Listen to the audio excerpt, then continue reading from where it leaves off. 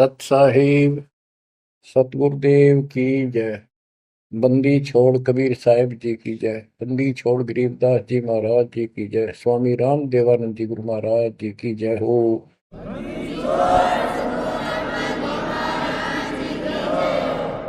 सर्व संतों की जय, सर्व भक्तों की जय, धर्मी पुरुषों की जय। श्री काशी धाम की जय, श्री सुडानी धाम की जय, श्री क्रोथा धाम की जय, श्री बरवाड़ा धाम की जय। सत साहिब परम पिता परमात्मा कबीर जी की सीम कृपा से बच्चों आपको सूक्ष्म वेद का ज्ञान प्राप्त है। आप सूक्ष्म वेद बांच रहे हो, सूक्ष्म वेद सुन रहे हो, पढ़ रहे हो। ऋग यजु है श्याम अथर्व, चारों वेद चतुर्भंगी रे। सूक्ष्म वेद बांच साहेब का, सोहंसा सतसंगी रे।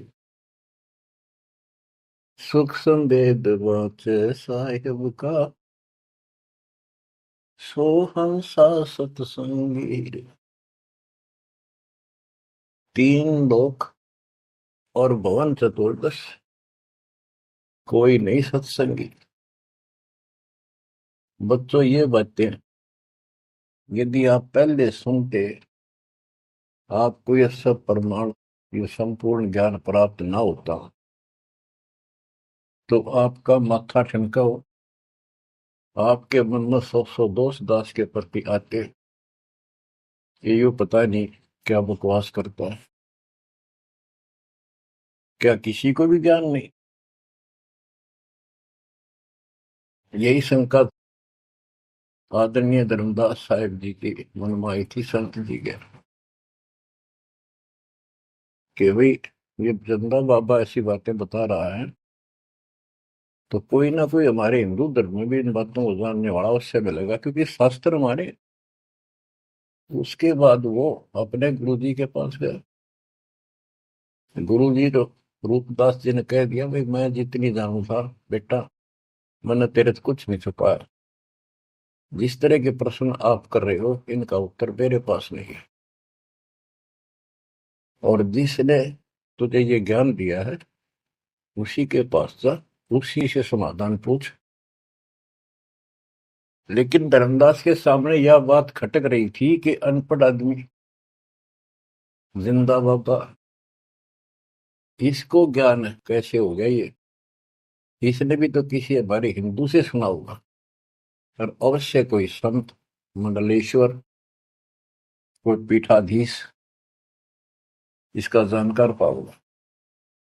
अब सब जगह जितने भी सुप्रसिद्ध या वैसे छोटे मोटे भी संत हिंदू धर्म के उस टाइम प्रवक्ता थे, सत्संग सुनाया करते थे, सबसे मिला और जाते ही 10-20 रुपए रख दे। ये खासकर इन संतों के अंदर जो भेंट ज्यादा दे, दक्षिणा ज्यादा दे, उसको ज्यादा महत्व देते हैं। इस बात की धर्मदास जी को भी खूब पता था कि ये तभी प्रसन्न होकर मुझे कुछ राह बताओगे। जाते 5-10 रुपए तरह, क्योंकि उसमें 5-10 रुपए आज के 5 लाख के बराबर थे। वहां तो एक पैसा भारी होता था उस समय। सबसे प्रसन्न कर लिए, किसी के पास इस तरह बात नहीं थी। श्री कृष्ण विष्णु भगवान है, सारी सृष्टि के रचनहार हैं, इनके कोई माता पिता नहीं, ये आपो आप है, स्वर्ग से ऊपर कोई स्थान नहीं। आखिर में हार के, थक के और कति बुरी तरह रोए कि अब के बनाए। परमात्मा फिर भी उसको, जब वो धक्के खा के आ रहा था, एक अन्य हिंदू साधु के रूप में एक पेड़ के नीचे बैठ गया नदी के किनारे। 5-7 भगत और बैठे थे उसके पास।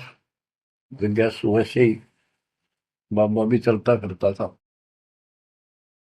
धर्मदास जी के रास्ता उसके साथ से था, उसने सोचा चल आगे, आगे चल। विशेष मंडलेश्वरों के पास घूमे। साधु का रूप दाता ने बड़ा रखा था। फिर मालिक की प्रेरणा अपने बच्चे को लेना था सर। उसी समय प्रेरणा हुई कि काफी देर से चल रहा हूँ, विश्राम भी करना है, यही कर लेता हूँ और इसकी तलाशी भी ले लेता हूँ। वहां बैठ गया जाकर और बैठे थे, इतना तो बोलना को नहीं। वो दूसरे उठ कर चले गए। जब एकला रह गया, परमात्मा बोले, धर्मदास खोज लिया तत्व ज्ञान, मुझे बता दे कि मिला होता कितना। आंखें फटी की फटी रह गई। मालिक उसी समय उसी रूप में आ गए। बच्चों, इस नरक से निकालने के लिए उस मालिक ने अपने एक बच्चे के लिए कितना कुछ करना पड़ा, कितने खाड़े कर दिए। वहां से शुरुआत करनी थी अपने कलयुग की भक्ति की। और वो अच्छी आत्मा थे, भगवान के बच्चे थे, पूर्व जन्म के संस्कारी मालिक के थे। जैसे सम्मन था, सम्मन ने कितनी कुर्बानी दी थी, बेटा काट दिया मालिक के नाम पर।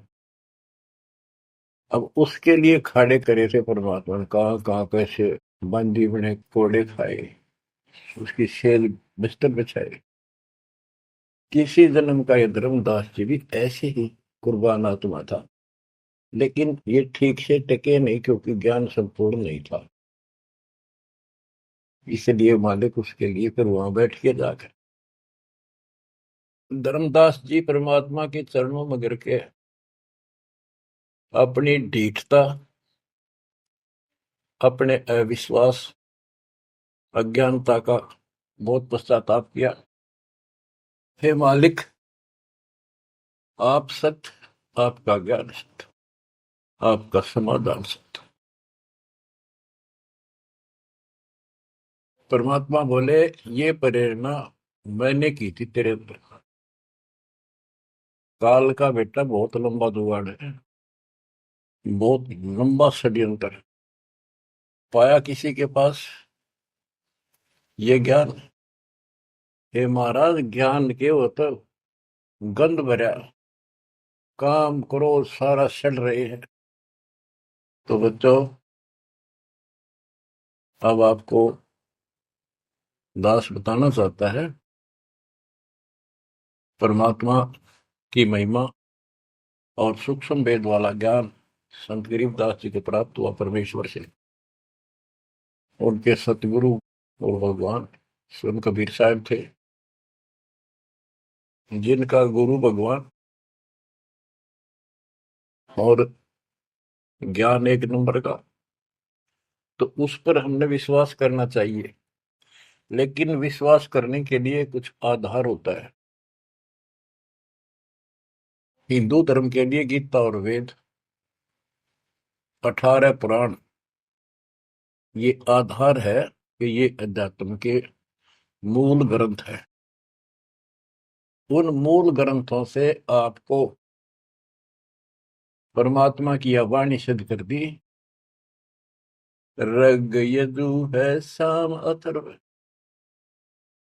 चारों वेद चित भंगी रे, सूक्ष्म वेद वाचे साहेब का, सोहन सा सतसंगी रे।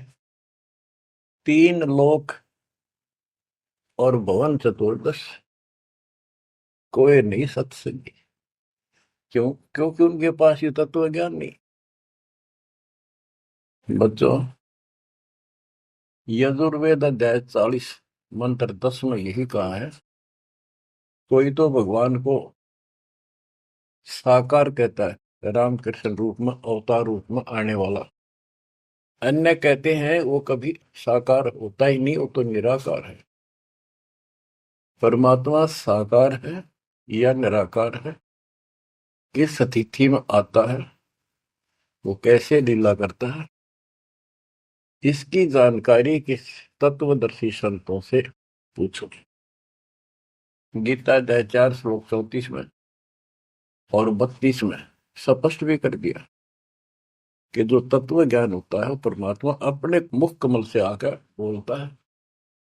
ऋग्वेद मंडल नंबर 9 सूक्त 94 और मंत्र नंबर 2 में कहा कि वो परमात्मा कवियों की तरह आचरण करता हुआ घूमता फिरता है। ऋग्वेद मंडल नंबर 9 सूक्त नंबर 95 के मंत्र नंबर 1 में परमात्मा भक्ति की प्रेरणा अपने मुख कमल से वाणी बोल के करता है और भक्ति के मूल मंत्रों का गूढ़ रहस्यों का जानकारी का ज्ञान वही बताता है। गीता अध्याय 4:34 में कहा कि उस तत्व ज्ञान को जो स्वयं मालिक बोलता है कवियों की तरह काव्यान चौपाइयों में श्लोकों में और शब्दों के माध्यम से वो तत्व ज्ञान है, उसको किसी तत्वदर्शी संत से पूछो। बच्चों, न वेदों में तत्व ज्ञान, गीता वेदों का सारांश है, उसी का छोटा रूप है। तो इनको ज्ञान, इनमें ज्ञान नहीं है, वो तत्वदर्शी संत से पूछो। वो तत्वदर्शी संत की पहचान श्रीमद् भगवत गीता अध्याय नंबर 15 श्लोक 1 में बता है कि ऊपर को मूल, ये तो मूल मालिक सारी सृष्टि का रचने वाला समझो संसार रूपी वृक्ष है जिसकी ऊपर को जड़ है और नीचे को 3 गुण रूपी शाखा है। इसके सभी विभागों को जो बता देगा स वेदविद, वो वेद के तात्पर्य को ठीक से जानने वाला है, यानी वो तत्वदर्शी संत है। धर्मदास जी और गरीबदास जी के सतगुरु ने बताया, कबीर अक्सर पुरुष एक पेड़ जो जमीन से बाहर दिखाई देता उसको पेड़ बोलते, पेड़ा तना।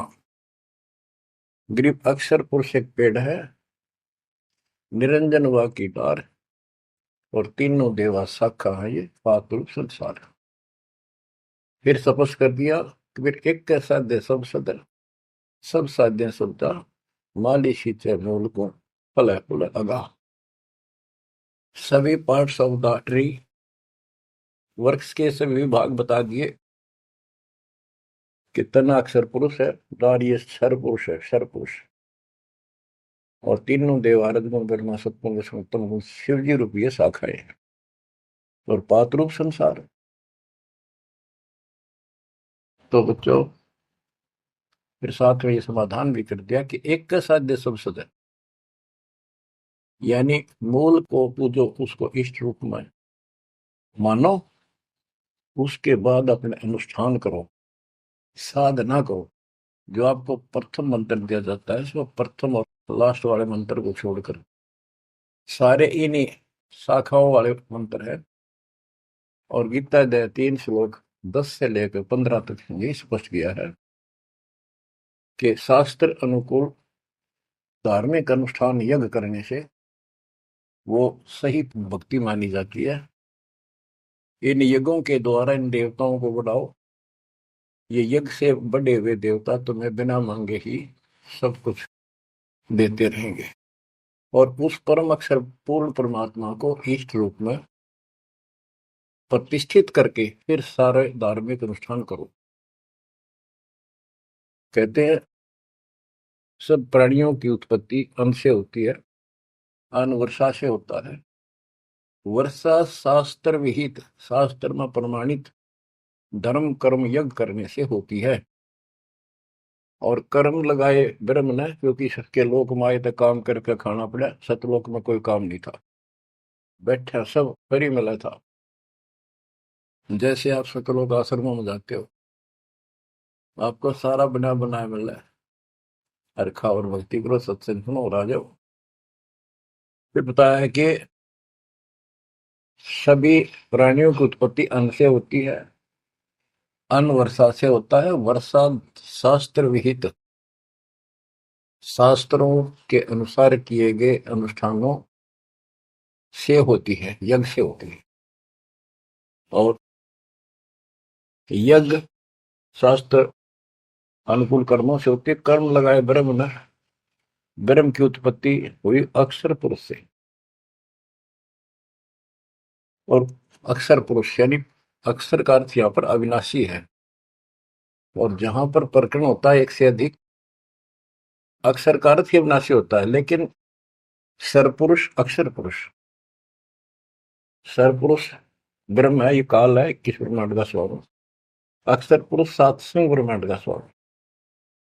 और फिर परम अक्षर ब्रह्म क्यों कहा, परम अक्षर पुरुष,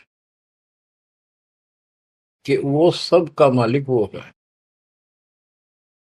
तो इस प्रकार आध्यात्मिक ज्ञान को समझना है, और उस परम अक्षर ब्रह्म को योगों में प्रतिष्ठित करके सारे अनुष्ठान करने चाहिए, तब सफलता हो। कबीर साहब ने बताया, कबीर एक कैसा दे सब सदे, सब साध्य समझा, माली सींचे मोल को बुलागा। पुण्यात्माओं, इससे सिद्ध हो गया कि किसी के पास भी वेदों से हटकर ज्ञान नहीं था, और वेदों में वो ज्ञान है ही नहीं जिसकी हमें जरूरत थी। इसलिए क्या रहा, अब इसके ऊपर चलेगा सत्संग शेष, संत गरीबदास जी की अमर वाणी, अथ कथनी बिना करनी का होगा। इसमें से कुछ वाणी सुनाएगा दास। जैसे आपको बताया गया कि काशी विद्यापीठ पढ़ कबरा बनाते थे, उनको विद्वान माना जाता था, उनकी दुकान बढ़िया चला करती थी यहाँ भोले समाज में। तो गरीबदास जी उस पढ़ाई के बारे में कहते हैं जो वो पढ़ा करते हैं, केवल लोगों को ठगने के लिए। गरीब पढ़ना गुणना चातुरी, यह तो बात सुगम, सत सुकृत और बंदगी, या है बात अगम। के गीता वेद पुराण पढ़े लिए, चतुरता दिखा दी, बड़े बड़े लेक्चर झाड़ दिए, ये तो बहुत आसान है।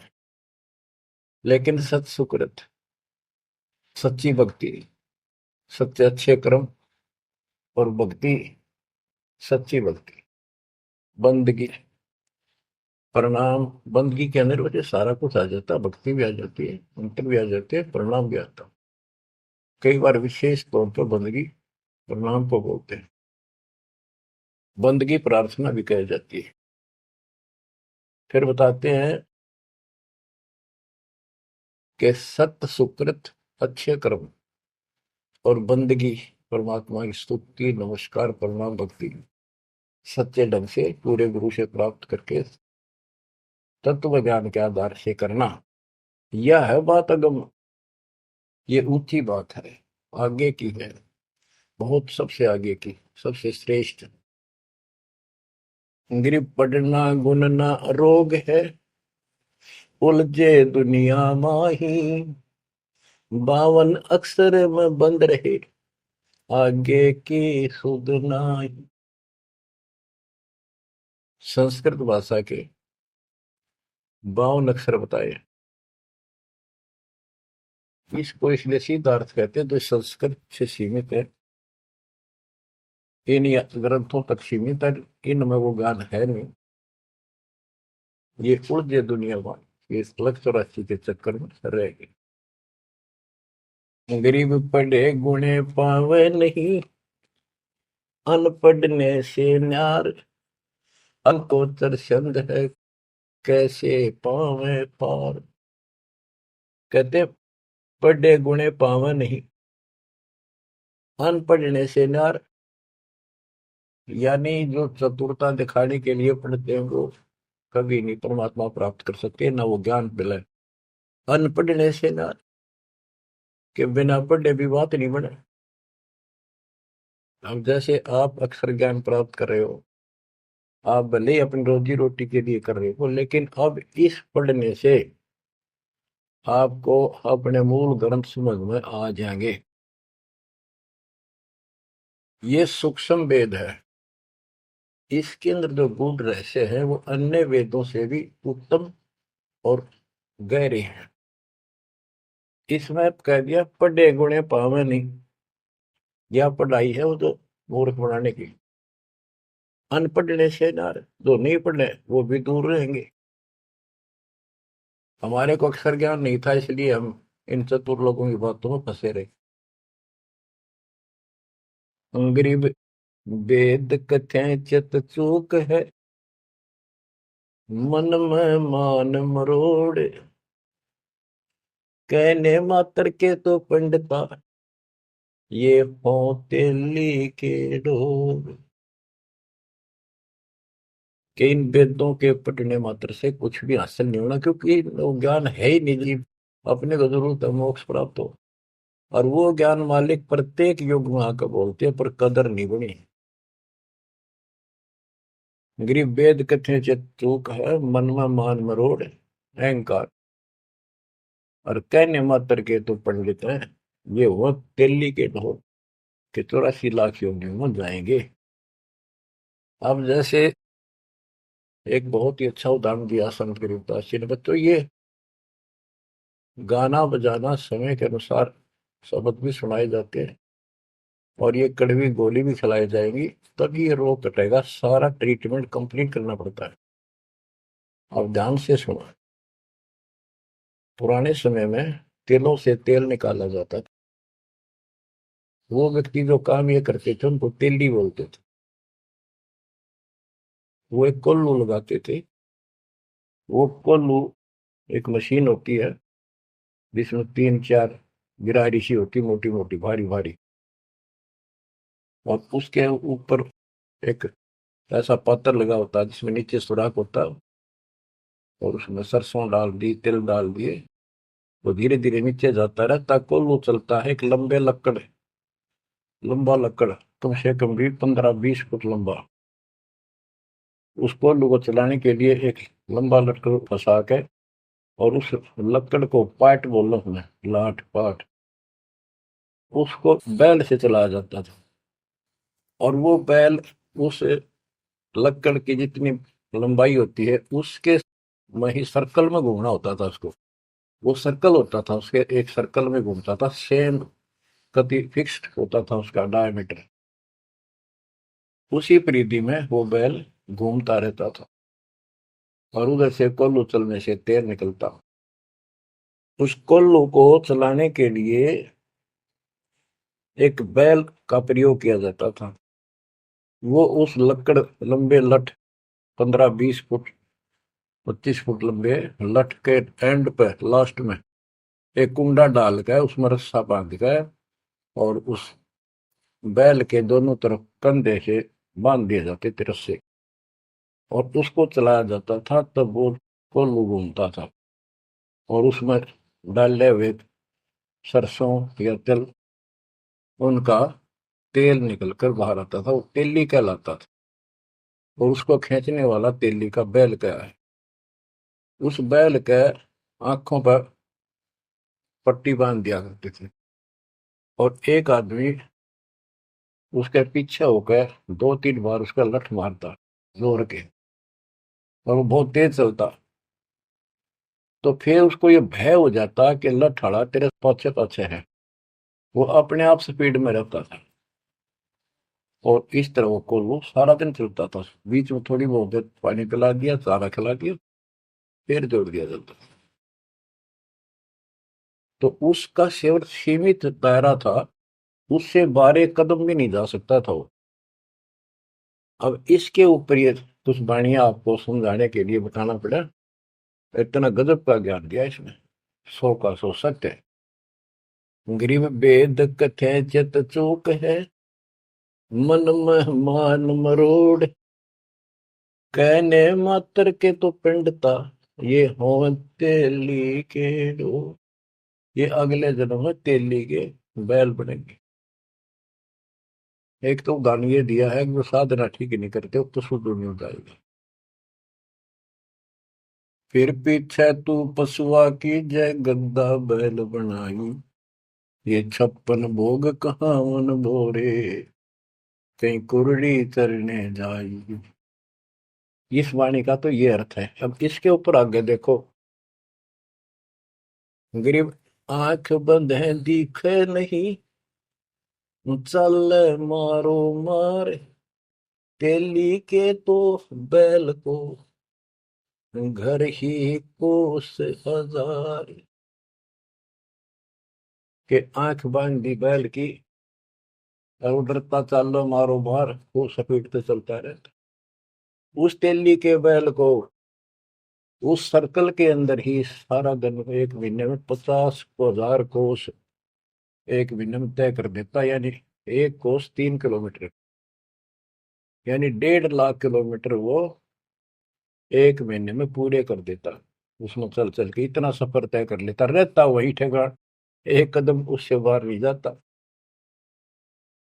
बच्चों ये स्पिरिचुअल लेक्चर है या आध्यात्मिक घंटी दे रहा हूं आपकी स्कूल की, जिसको ऐसे समझाने से आपके अंतःकरण में योगदान रचेगा। एक क्या होता था पहले, जैसे फसल होती थी गेहूं चने, इनको अलग करने के लिए भूस से एक गाटा जोड़ा जाता था, गाटा, उसके बीच में एक लठ गाड़ के मोटा था, उसका रस्सा बांध के फिर 5 7 10 पशु, जिसमें भैंस गाय काटड़ा काटड़ी ऐसे सीरीज में बांध दिए जाते थे, और बीच में लठ गाड़ दिया, उसके चारों तरफ वो भूस डाल देते थे, चने या गेहूं, क्योंकि दास ने देखा है हम किसान के गर्जनों था, इसलिए 90% बच्चे किसान वालों को पता नहीं, जो शहर में रहते हैं वो भूसे कैसे निकलता था, जिसकी ये वाणी जिस बारे बोली है। अब तो मशीनों से निकल जाता, कट कट कट कट 6 घंटे में, पहले महीना महीना लगे रहा करते। दास का जन्म ऐसे समय में दिया दाता ने जब वो 5505 निकट आ रहा था, और वो पिछला प्रोसेस सारा पता है जो एक वाणी में बोला गया है। दास को समझने में आसानी रही, आपको समझाने में आसानी होगी। तो उसको हम तो गाटा बोला करते, गाटा जोड़ रखे है। वो सारे पशु एक लाइन में चलते रहते, चारों तरफ घूमते थे, जैसे तेली का बैल घुमा करता। ये उस फसल को काटने के लिए उनके पैरों के नीचे वो फसल कट जाती, छोटा छोटा तूड़ा भूस बन जाता, फिर उससे गेहूं चने अलग कर लेते और भूस अलग हो जाता। उसको गाटा बोला करे। और पलवल साइड इधर फरीदाबाद साइड में उसको धाए बोलते थे, धाए। धाए यानी पशुओं का एक समूह, एक से एक गले का रस्सा बांध दिया जाता था, वो बाहर नहीं जा सकते, अंदर आ नहीं सकते, क्योंकि एक दूसरे को धक्का नहीं दे सकते, वो एक लाइन में चलते थे चारों तरफ सर्कल में। अब इसको इन अज्ञानी गुरुओं के ऊपर सेट किया है दाता संत गरीबदास जी ने इस वाणी को। गरीब दाएं जुड़ी अज्ञान की, गह घाटा ठोर, एक पेड़ चाले नहीं, काट बड़ी बड़ी खोर। के जैसे वो पशुओं के द्वारा धाय जोड़ के घुमाई जाती है और वहीं घूम रहे होते, उससे अलग एक कदम नहीं जा सकते। तो जितने भी ये संत हैं, इन्होंने अपने अपने चेले बांध रखे, अपने अज्ञान वाले लटके, गुरु बनकर बैठ गया और उसको पशु बांध रखे, पशु पुत्र। वो इस जन्म मरण के चक्कर में यही गाटा गा रहे हैं, यही दाएं चल रही है उनकी। एक पेड़ चाले नहीं, और कड है बड़ी बड़ी खोर, खोर मैंने बड़े बड़े कदम रखे, तेजी से चलना, पाथे डंडे लगे होंगे। तो ये सारे जितने भी चेले हैं, उनके जितने गुरु हैं, उनके जितने शिष्य हैं, उनको तो धाए बताई ये गाटा, और इस जन्म मरण के चक्कर को एक ये सर्कल बताया कि इसी में ये घूम रहे हैं, एक कदम इस तरह बाहर नहीं जा पाए। जाना सतलोक है, जैसे किसी ने सफर करना है तो कदम जितने रखेगा मंजिल की ओर होते हैं, ठीक रास्ते पर। और ये वहीं बांध रखे स्वार्थवश जिसने पशुओं को, वो तो उस सर्कल में घूम सके, उस तो बाहर जा ही नहीं सकता। गरीब दाएं जुड़ी अज्ञान की, गह घाटा ठोरी, एक पेड़ चाले नहीं, काटे बड़ी बड़ी खोर। गरीबदास जी ने कहा है, कोई है रे परले पार का, जो भेद कहे झनकार का। वारई गोरख वारई दत्त, यानी ये सब वार द्रु प्रहलाद अर्थ, वार ही सारे ब्रह्मा भी वार, ये भी वार, सारे ब्रह्मा विष्णु महेश यही पर, दुर्वासा वार, ये गह गाटा ठोर। गरीब चार वेद सठ शास्त्र, पढ़े 18 पुराण, सतगुण पूरा मिला नहीं, पंडित हो सी सवान। ओह, कबीर साहब कहते हैं, गुरु बिन काहू न पाया ज्ञाना, जो तो था वो छड़े किसाना। गुरु बिन वेद पढ़े जो प्राणी, समझ अनुसार रहे ज्ञानी। बच्चों, एक तो होती है मान बढ़ाई अहंकार, और एक सच्चाई जो होती है वह मान बढ़ाई नहीं कहलाती। जैसे दास कह रहा है, और जब आपको भी समझ आ गई है, स्पष्ट हो गया, आपको पता लग गया है कि गुरु बिन वेद पढ़े जो प्राणी, समझे ना सार रहे अज्ञान। वेद पढ़े पर वेद न जाने, ये वाचे पुराण 18, और पत्थर की पूजा करे। भूल गए सिर सर आदि निकलवा पत्थर पूजवा। क्या इन्हें वेद पढ़े, क्या इनको गुरु मिला? जय सतगुरु की संगत करते, ये सकल कर्म कट जाए, ये कोई झंझट नहीं करना पड़ता। अमरपुरी पर आसन होते सतलोक में, जहाँ कोई कष्ट नहीं, जहाँ दुख ना चाहे। तो दास ये कहे कि या तो भगवान कबीर साहब मेरे गुरु भगवान और गरीबदास, और चौथा दास, इनके अतिरिक्त, वर्तमान में दास के अतिरिक्त विश्व में किसी के पास ना वेद ज्ञान, ना गीता ज्ञान, ना कुरान और बाइबल ज्ञान, किसी को किसी प्रकार का ठीक ज्ञान नहीं। इसको कोई कहे ये मान बढ़ाई करता है, उसकी अपनी समझ है, अपनी सोच है, लेकिन यह 100% सच्चाई है। जैसे 2000 के नोट पर, या 1000 के नोट पर, 500 के नोट पर यह लिखा है कि मैं धारक को 500 रुपए देने का वायदा करता हूं, तो क्या उसने मान बढ़ाई कर रखी है कि ये नोट अपनी बढ़ाई करता है, छाती पे लिखवा रहा है? वो सच्चाई है, वो लिखना भी जरूरी है। तो दास को ये बताना भी आवश्यक है कि दास के अतिरिक्त विश्व में किसी के पास ज्यादातर ज्ञान नहीं है। ना वेद ज्ञान ठीक है, ना गीता ज्ञान ठीक है, ना पुराणों को जानते, ना पुराण वाले कुरान को ठीक से सुनते, नहीं बाइबल वाले बाइबल को ठीक से। गरीब चार वेद सठ शास्त्र, पढ़े 18 पुराण, सतगुरु पूरा मिला नहीं, पंडित हो शीशवान।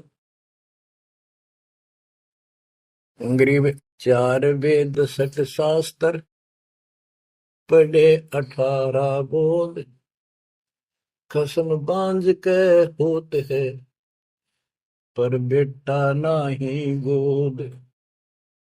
एक अजब गजब उदाहरण दिया है कि इन 4 वेद और 18 पुराणों को पढ़ने से तो ऐसी दशा है, ये दिखे पंडित गुरु शिष्य दोनों हैं, गुरु भी हैं, उनके शिष्यों की कमी नहीं, लेकिन बांध स्त्री का संतान नहीं होती, उसका पति भी होता है। इसी प्रकार इनके गुरु भी है, ये शिष्य भी है, इनमें भक्ति रूपी लाल बनेगा नहीं। बच्चों, एक एक बात टके कह नहीं सकता, लाख टके की है, अरब टके की। गरीब भावे 100 करोड़ गीता पढ़ो, 100 करोड़ भागवत, बिना सतनाम व्यर्थ है, बचे काल न मौत। गिरिव घृत अग्नि में डाल कर पंडित कर है होम। सुर वासना जात है क्या करत है होम। गिरिव सुमरण सेवा बंद की सब कोई जानत खूब। बिन सतगुर क्यों पाइए कबीर से महबूब। ओए होए। के ये पंडित लोग हवन करते हैं, इसका क्या लाभ है कि देवताओं तक इसकी वासना जाती है, स्मेल, गुड स्मेल जाती है, और जिसके वश होकर वो हमें यहाँ राहत देते हैं। तो ये तो हमें सिर्फ हमारी इस भक्ति में एक सहयोगी है, एक आइटम है हवन यज्ञ। हमने पांचों करनी पड़ेंगी तब ज्यादा लाभ होता है। किसी रोग का ट्रीटमेंट पूरा ही करने से बात होगी। गरीब सुमन सेवा बंदगी सब कोई जानत खूब। अब भक्ति भी करनी चाहिए, सुमन भी करना चाहिए। पर कहते बिन सतगुरु क्यों पाइए। ओए, सतगुरु के बिना कैसे मिलेगा वो कबीर से महबूब। वो भगवान कबीर से ऐसे प्रिया, तुम प्रिय भगवान हमारे कैसे पाओगे। ये दूसरे संत बनावटी इतने गजब के हो जाएंगे, क्या बात। सिर पर उस्तरा करा लिया, माथे पर 3 तिलक, माला 4-5 डाल ली, लाल भगवा वस्त्र धारण कर लिए, और बैठ जाते हैं कतिया करके। गरीबदास जी कहते हैं, गरीब कोरा कलश कुम्हार का, ऊपर चित्र अनूप, वस्तु नीति समझ है जैसे जलवन को। ऊपर तो ढूंढा साध का, अंतर रख्या खो। ऊपर तो साधु दिखे गजब का, बनावटी सी जबरदस्त जबरदस्त, जैसे कुम्हार का, यानी कोरा कलश कुम्हार से लाए, उसका ऊपर कितनी अच्छी चित्रकारी होती है, और उसमें जल है नीचे चट है उस चित्रकारी में। ऊपर का दिखा क्रमिया जो संत ऐसा है जिसके पास यथार्थ ज्ञान नहीं है, वो तो ऐसा है जैसे कोरा कलश कुम्हार का, ऊपर चित्र अनूप, वस्तु नीतिस्मद है, जिसके लिए लाए तो जल है नहीं मीठा। और जैसे जल बिन कुआं, जैसे कुआ बिना पानी का के काम। गिरी पांचों मुद्रा पिंड में, आग बुजुर्ग शरीर, 52 गंग है खेवट जहां कबीर। कहते ये शरीर, स्थूल शरीर में 5 मुद्रा है, उन्मनी खेचरी भूतरी चाचरी आदि। और इससे आगे बदर शरीर है, सूक्ष्म शरीर और है। कहते उससे पार करने के लिए सतगुरु कबीर साहब का सच्चा गुरु मिलेगा जो बात बनेगी। गरीब नाम सार है निर्मला, सार नाम ये निर्मल है, पाक नूर निर्वाण, दास गरीब कबीर को भक्ति दी है दान। बच्चों, ये अमृत वचन है, बहुत गूढ़ और गहरे है, और आपके लिए जैसे गीता उंगलियां पर उठवा दी, वेदों का सार निकाल के आपके समझ रख दिया। छोटे छोटे बच्चे समझ रहे इस बात को, जो तीसरी चौथी कक्षा में पढ़ रहे, और जो इन काशी विद्यापीठ में पढ़ने वालों के आज तक समझ नहीं आई।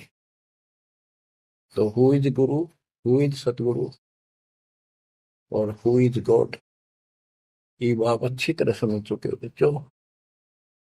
परमात्मा आपको इतना दृढ़ कर दे जैसे सम्मन की और सेऊ थे। आप इतने दृढ़ हो जाओ, गरीब महिमा की जय संत की, तन मन धन सब दे, सिर मांगे टाला नहीं, मोर ध्वज लग ले। यानी ऐसी परिस्थिति परमात्मा के प्रति, किसी परिस्थिति ऐसी आ जाती है तो मालिक से दूर नहीं हो, कितनी ही कठिन परिस्थितियों से गुजरना पड़े। आज हम थोड़े से कष्ट को देखकर भगवान से दूर हो गए, फिर अगले जन्म में क्या होगा, फिर पीछे तू पशुआ की जय गद्दा बैल बनाई, ये 56 भोग कहाँ मन भोरे, कहीं कुरड़ी तरने जाई। आज कोई ना कोई बहाना काल कर देगा सत्संग से उठने का, आलस कर देगा, कोई काम अड़ा देगा, या वैसे आत्मा किसी पाप के कारण रोगी हो जाती है तो अरुचि बन जाती है सत्संग सुनने में या सुमरण करने में, दान की इच्छा समाप्त होती चली जाती है, सेवा में रुचि नहीं रहती। तो उस समय के लिए ये याद रखो, आज हम मानव हैं, अपनी मर्जी से कितने आलस कर लें और कितने भगवान से दूर हो जा, स्वतंत्र है। और कल को गधे बन गए, बैल बन गए, नाक में नाथ कर जाएगी, या 2.5 मन का कमर के ऊपर एक थैला होगा गधे के, तो आलस तो उसमें भी होगा। मन तो यही है। कई कहते हैं मेरे से नहीं होती सेवा, चलो कोई बात नहीं, सेवा तो करनी चाहिए, सेवा से दूर नहीं होना चाहिए। तो मन तो वहां भी दुखी करेगा, गधा अपने पास से भी सोचेगा कोई कि पटक दूं बोरे ने, घेर दूं, डाल दूं। एक आदि पर गधा ऐसा भी कर देता है, फिर उस पर ज्यादा भार लादा जाता है और लठ भी पड़ते हैं, फिर वो सीधा चलता है। इसलिए इस मन पापी को आत्मा यही समझा सो डाले, दाता से दूर ना हो। इस संसार में सुख नाम की चीज नहीं है। यदि सुख होगा, या जो नकली सुख भी अगर चाहिए तुम्हें यहाँ का, तो भी दाता के चरणों में मिलेगा, रहोगे तो मिलेगा। इससे दूर होकर कुछ दिन जब ये समय आप भक्ति कर चुके हो, सच्ची मर्यादा में रह गए, वो आपकी बैटरी सी चार्ज होगी जैसे इन्वर्टर की हो जाती है, और फिर चार्जर हट गया, वो बैटरी फिर भी काम करती रहेगी और ऐसा लगेगा कि बिल्कुल सब कुछ ठीक ठाक है, कोई फर्क नहीं पड़ा, चार्जर भी हटा दिया। जब तक वो संग्रह शक्ति है, एनर्जी है बैटरी में, वो काम पूरा करेगी। जब वो एनर्जी खत्म हो जाएगी, आगे संग्रह हो नहीं रही, तो एकदम ही वो सब सुविधा बंद हो जाएगी, पंखा भी बंद, बल्ब भी बंद, और भी कार्य कर रहे होंगे, कंप्यूटर भी बंद, फिर बहुत देर हो चुकी होगी। इसलिए इन सब बातों को ध्यान रखो, याद रखो। मुश्किल से दाव लगा 7.5 अरब आबादी में से आप ये थोड़ी सी आत्मा परमात्मा की शरण प्राप्त कर पाए हो। तो बच्चों, परमात्मा आपको मोक्ष दे, अपने चरणों में रखे, आपकी तरफ बढ़े, कुर्बान हो जाओ, सत्संग सुना करो ढंग से। देख परमात्मा ने कहां से कृपा कर रखी है। आँख खोल लो ना, जो फूक निकली, और कोई नहीं पूछेगा, धक्के खाते करो, तेरा कुत्ते को देखेंगे।